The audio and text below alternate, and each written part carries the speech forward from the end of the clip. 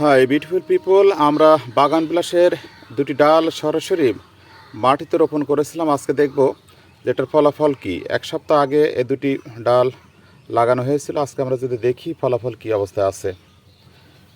এই যে অলরেডি এই ডাল থেকে কুড়ি বের হয়েছে। এখান থেকে আস্তে আস্তে এই কুড়ি বের হয়ে ডালে পরিণত হবে, সেখান থেকে পাতা আসবে। এই পাশে একটি কুড়ি বের হয়েছে।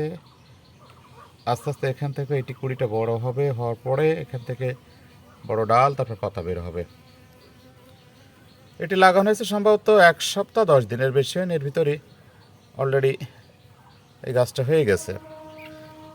এর জন্য আসলে কিছুই দেয়া লাগেনি, সরাসরি আমরা বাগান বিলাসের একটি ডাল কেটে এনেছি, বড় ডাল কেটে 2 খণ্ড করে এখানে একটি লাগিয়েছে, আর সামনে রাস্তার ওই দিকে একটি লাগিয়েছে, সেটি আমরা একটু পরে দেখাবো। আমরা আরও একটি ডাল এখানে লাগিয়েছিলাম। আসলে এই ডালে কোনো মেডিসিন কোনো কিছুই দেওয়া হয়নি, সরাসরি গাছ থেকে কেটে একটি ডালকে 2 খণ্ডে খণ্ডিত করে সরাসরি লাগিয়েছিলাম। একটি দেখালাম আপনারা ওই পাশে লাগানো ছিল, আর একটি এই যে এখানে লাগিয়েছি। এর ফলাফল এখন দেখব।